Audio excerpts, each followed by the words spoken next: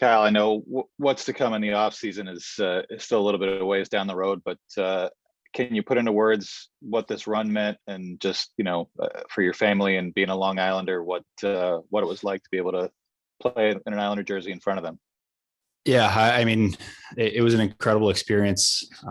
I loved every second of it, from the fans, to my teammates, to the staff here. Everyone was so welcoming, and I mean, the bonds you build over a short period of time like that are special. And going into the off season, obviously you don't really know what the future is going to bring, but like I said before, I loved every second of it here. And Matt, thinking about being one of the longest serving guys here, to think about when you came in, what this organization was perceived as to where it is now. Are you just proud that kind of the way that you guys have carried it forward? Yeah, absolutely. I think obviously the early stages of a lot of our careers here, we were kind of a basement team, and a lot of young guys working their way up, and then started finding some success in around 2013 we made the playoffs, and then a few more hiccups along the way. But obviously with the new ownership and Lou and Trotzy, people really do underestimate the value of culture and the way a team represents and carries themselves on a daily basis. So I think we take a lot of pride in who we are as a team, and being Islanders, and we want to continue to carry that forward. Matt, just with Casey due for a new contract, how much thought have you put into the possibility of him not being on your line anymore, and how difficult would it be for you to continue without him? Yeah, I mean, definitely thought about it. Not only from a hockey standpoint, but that's one of my closest friends right there. So from a life standpoint too, it could be a lot different. But obviously, I think Case would want to be back. I think that the team would want him back, and hopefully it works itself out. These things seem to happen every year. It is a business, and we just got to see how it plays out. But hopefully we'll see him back here. Andrew Gross, Newsday. Hey, Kyle, going into free agency, do you have to sort of be dispassionate about it and, just think of it as a business? Or does your experience here, how much does that play into it? If there is the chance for the Islanders to offer you a new deal? Yeah, I mean, like I kind of answered before, I enjoyed every second of going to battle with this group. It's Marty touched on the culture here, and that's something that you notice day one, and to have the opportunity to be a part of a team like this, it was an incredible opportunity for me, and I would love to keep that going. There is the business side of it, and hopefully something can work its way out. But I really just feel incredibly grateful for the opportunity to be a part of this team. And if it was just for that short bit, I'll remember it forever. Andrew Gross, go ahead. Yeah, and Matt, being a guy who actually did leave via free agency to Toronto for a couple of seasons, and then having had the opportunity to come back, I don't know whether you would offer any advice to Casey, based on your experience, but, if you could share what it might be, what did that experience mean, and the chance to come back, and as it might relate to Casey? Yeah, I mean, well, I think it's a pretty unique situation for me, and not a lot of people, get the opportunity to come back to the team that they played for previously and kind of jump right back into that same type of role. So obviously I was extremely grateful and fortunate for that. As far as Casey goes, I mean, he's got my number and he knows he can call me if he wants to talk about this stuff. But he's got his own decisions to make. I'm not going to try to involve myself in that for no reason. I think I know where his heart is.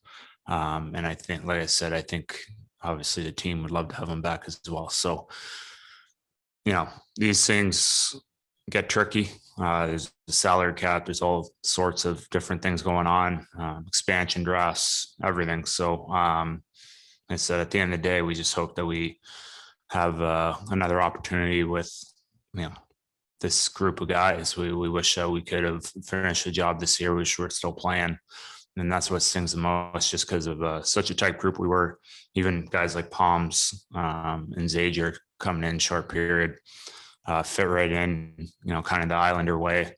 And that's what stings the most about being done. Brian Compton, NHL.com.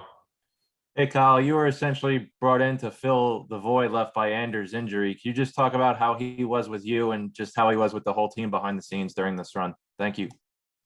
Yeah, I mean, he's the leader of this group, and you see the way he carries himself. And I've known Anders going back to the summer of Notre Dame, and you got to feel for him. I mean, obviously, I was in the game as a visitor when he got hurt there, and you never want to see anybody hurt, let alone a guy that has that much respect around the league and from his teammates. And it's something you notice day one coming in.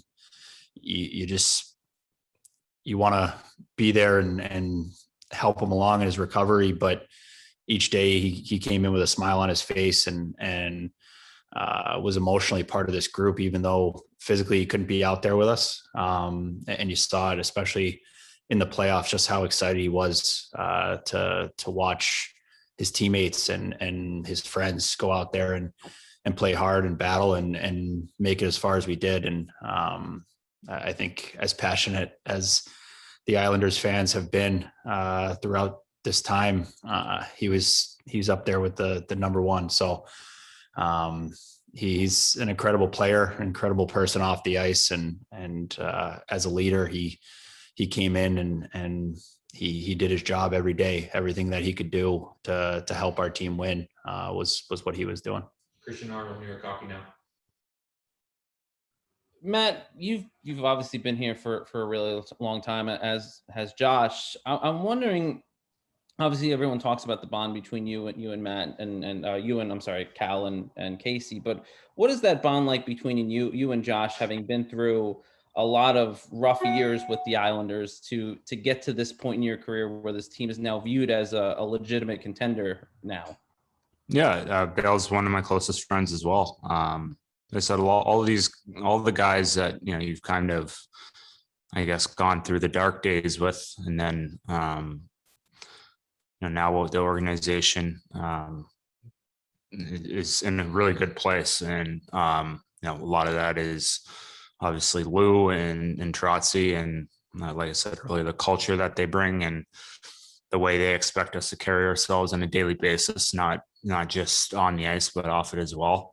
And as players, we feel like we're a big part of that. And that's not just for, the guys that have been here a long time. That's for everybody. I think one of the greatest things about this team and the people who join this team via trade deadline, acquisitions, whatever, is just the complete buy-in to doing it the way that Lou and Trotzy and the organization sees it. So it's like I said, it's a special group of guys that have all bought in for one another and wanting to do it the right way.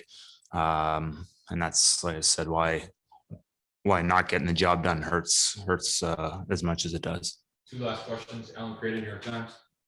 Thanks to both of you guys for all season and all these games, all these Zooms. Matt, what has Barry Trotz meant to you personally, just as a paternal coach, a leader? He talks about living in the moment, enjoying the process. What has he meant to your growth as a person and as a player? Yeah, I think, sports, hockey, life, all these things kind of go hand in hand. A lot of the challenges that you face as a professional athlete are the same type of challenges that you face in your daily life. So I think Trotzy, he's been around a long time. He takes everything in stride, and he really just believes in the process and the way you do things. And like I said, that's Lou as well. It's just day in and day out, carrying yourself a certain way, putting the work in, and as far as games go, sticking to your identity for 60 minutes. And if you do that more often than not, you're going to get the results. That's just kind of the mentality that they have kind of embedded in us now. And we're going to continue to push forward. And ultimately, we want to win a Stanley Cup. We didn't reach our goal this year, and we'll regroup, get back to work, and try again next year. Last one here, Corey Wright, Islanders.com. Matt, you guys kind of got maybe a window into how much the run meant last year being in the bubble, but being on the island for this one, having the full Coliseum, to just get a sense of how much this meant to Islander fans in the region. Was that for me? Yeah, it was really special, I think, for all of us to be a part of a run this deep that we actually had the fans in the building for. We're actually playing in our home building. Last year at the Coliseum, it was a really, really special ride for everybody. It's definitely something we'll never forget. And like I said, coming up short really sucks, but once the dust settles here, we'll look back and enjoy this ride and the journey that we went on with each other and how hard we worked all season to get here. And we can be proud of ourselves for that, despite the fact that we came up short.